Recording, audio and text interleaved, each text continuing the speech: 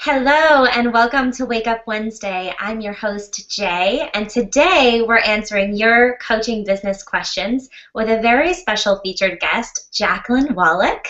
She is a transformative career coach and intuitive leader, and she's here to ask a really important question. So I can't wait to jam with you. Hi, Jackie. Hey Jay, thank you so much for having me on with you today. I'm so excited to ask my question. Yes, I'm so excited to jam with you. What is it that you're looking to find out today? Well, I was thinking about this, and there are a lot of times where I feel really stuck in trying to create something really profound or really needed for my clients. And I would love to be able to put something out there in the world where I don't feel stuck and something that will really shape and help and create just this beautiful space for my tribe and my clients. And I know you're really good at doing that. So my question to you is, where do you get the inspiration for your programs, and so that way you can help your own tribe?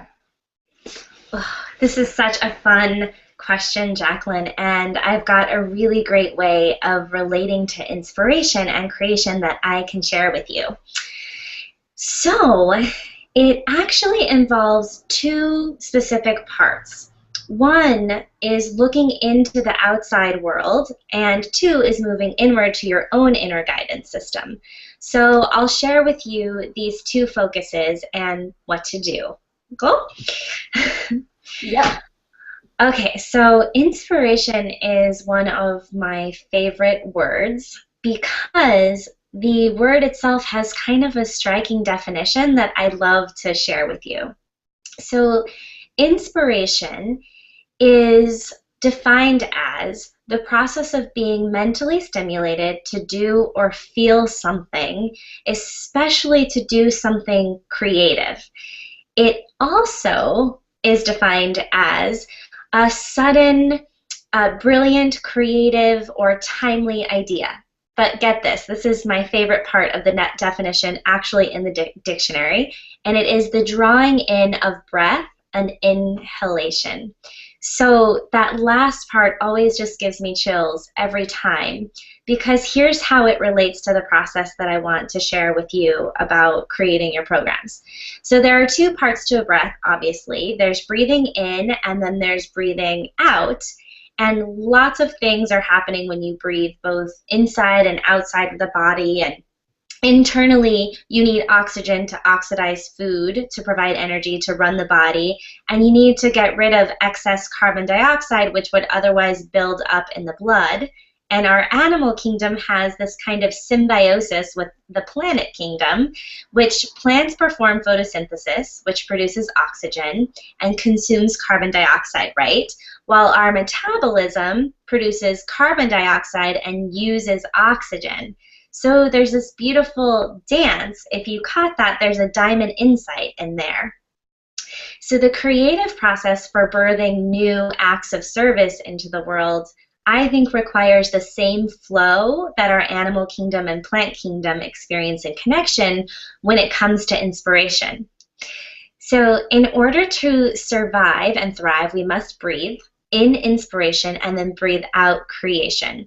And this is a part of our life force as humans that I think we rarely take the space to appreciate how rewarding it feels to engage with inspiration. You know, like, it's such a powerful experience. So just as there are two parts to a breath, there are two important ways to find inspiration for your coaching programs or your products or your live workshops. It could even be speeches and live events. So the process involves intrinsic and extrinsic focus on resources. So for inspiration, I follow our breath by way of example.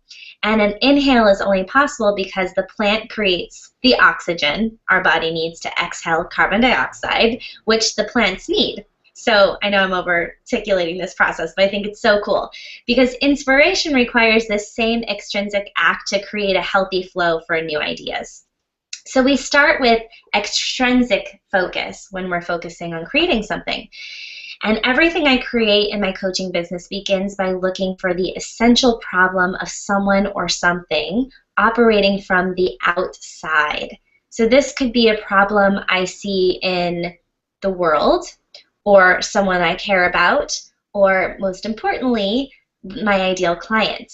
So if you want to get really authentically aligned, you should be playing detective and tuning into the specific problems of your niche group or tribe or your ideal client. So we start our intrinsic focus by asking questions like, who would you love to work with, and what problems are keeping them up at night? So what is an actual problem in their life that needs to be solved, or that if they had some kind of solution or a path to a solution, it would make their life significantly better? Next, on our extrinsic mission, we want to ask the question through research. So I usually research everything I can about that problem and look for the answers that I don't know already. So you want to look for things like what already exists as a solution for this problem, and is there a desire that is still not being met within someone else's delivery of these resources to solve that problem? And is there, a new way to deliver the information that does not already exist? That's when you really get a diamond program or product. And is there a way to make it easier or more accessible to the people that are desiring to solve this problem? And then my personal favorite, is there a way to make it more fun to solve this problem? So extrinsic focus begins with these questions and a ton of researching and reading. So I personally read when I'm looking for inspiration, books and blogs, expert interviews I'll watch, documentaries. I'll take courses, and I connect and talk to mentors who have experienced solving this problem. Sometimes I'll even join a mastermind to solve this problem in my own life first, or I take a workshop addressing this topic and collect all the ideas that resonate and inspire me. And then this is sort of like that breath in. And then it's time to turn this into something else and release it into the world in a way like our kingdom can utilize it. So part 2 of the process is intrinsic resources. And these are the reflections that live wholly inside of me and you, Jackie. So they are natural and essential insights that we have that uniquely and individually come from our collection and our acquired knowledge through our unique life experience or our way of processing information. So there are 4 baby steps to the intrinsic process. Are you following? Yes, this is such good information. I'm writing this all down. Perfect. So the first is your dream lifestyle. Before I create any kind of program or service, I get really clear about my ideal lifestyle. And my mission in this world is to love my life and be fully awake in it.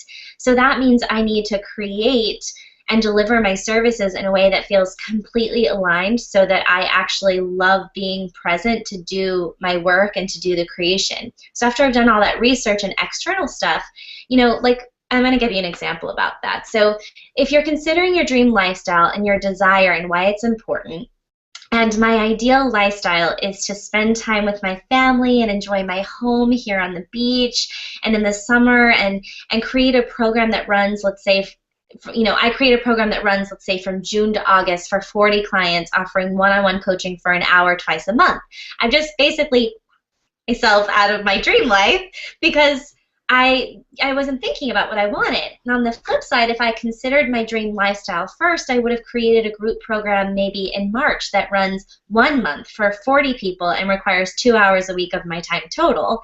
So I'm done by June, and the program was still easy peasy for me to do. But now I'm tapped into my ideal way of spending my time in service.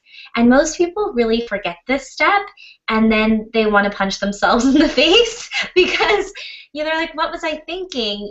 Later you're doing all this work and you're not thriving in it. So don't be that person, Jackie. Do step 1 and remember to think about your ideal lifestyle.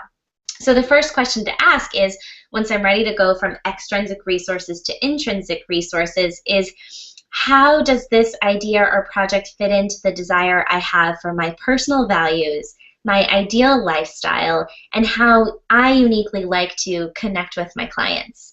because you've got to be passionate about your work in order to have massive impact and success. So the question under desire and lifestyle is, am I passionate about solving this problem? And do I have a personal opinion and ideas to share around this? And then we're almost done. We move into creation next. So creation starts with the question, how do I desire to bring this into creation, and in what form am I going to help this person or the world solve this problem? Meaning, how do I want to deliver this product? So are you going to do it in person? Is it going to be online, over the phone? Is it a product or a one-on-one interaction? Is it a group workshop or a speech or an ongoing program or a mastermind or a retreat? This is where I start to mix up the extrinsic and the intrinsic resources I've collected and clarify them together. So you merge them to create your own version of information and delivery that's so unique to you, and no one would do it that way. And the last part of intrinsic detective work is reward. So you have to consider, what is the energetic exchange that feels comparable for my time and energy investment in solving this problem? What is the value that I believe this brings into the world for the greater good, and what amount of payment is comparable in adding value to my life as well as a result of my passion for this? So what is the exact reward or profit that I desire to make from solving this problem and investing my creative genius into this mission? And finally, Jackie, it's not worth creating if you are not going to have fun, and if you're going to be present and you're going to remember creating it with love. So please infuse every creation with your personal touch of passion, play, and personality. And that is how you breathe in inspiration for your next program and breathe out something that your fans and followers in your tribe will knock down the doors to get in on. And remember that the 3 parts of the intrinsic process, they are your essential business power. It's a really important tip in there, which was desire, your hunger for creation and your lifestyle, the actual creation, so your talent and how you do it, and then the reward, your wealth that you get back. And combined, those 3 balanced together become your essential business power. And that's my process for finding inspiration for my services. So Jackie, I would love to know, what is your biggest takeaway from this little chat, and what's the action that you desire to take as a result? Oh, this was such a great, great answer. Thank you so much, Jay. I didn't think I'd be getting such a great answer. You're so welcome. I think my biggest takeaway from this was just remembering that everything is truly this beautiful dance in this cycle, and that I don't have to just get stuck in my head. I really can draw this energy and this excitement that I feel for my work and bring it to my own clients and my own tribe in such a beautiful way. And I loved the different steps that you took for each of them. And for me, because I'm both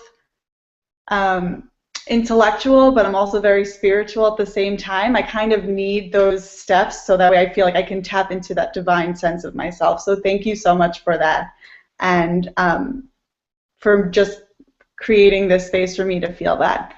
So I think my next step is going to be to see what it is that my clients would like to be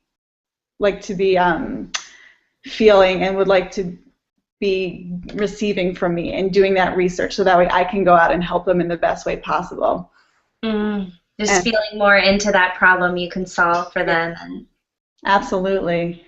It's fun when you know that you're on that mission, when you're clear that you're like proactively seeking what are those problems that are existing, and then doing that dance with the intrinsic and extrinsic merging of how can you be there for them in a way that feels really good for them and for you.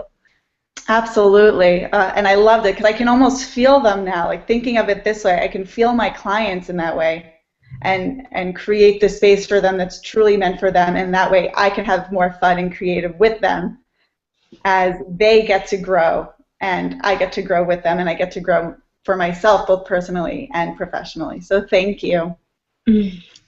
Thank you, Jackie, so much for this question. Oh, awesome. So, and now we would love to hear from you and your zone of genius. Sisterhood discussions happen in the comment section of the blog over on JeannineYoder.com, which you can find right below. And we'd love for you to come and give and receive there by answering a question too. So I'd love to know, is there a special way that you get inspired to create your offerings that we may have missed?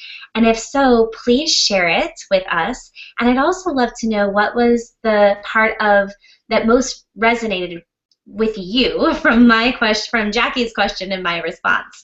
And if you liked this tips, be sure to describe so that be sure to subscribe so that you can not miss any of our episodes. And really share this with someone if you think it would help someone so that they can wake up every Wednesday alongside of you with us here.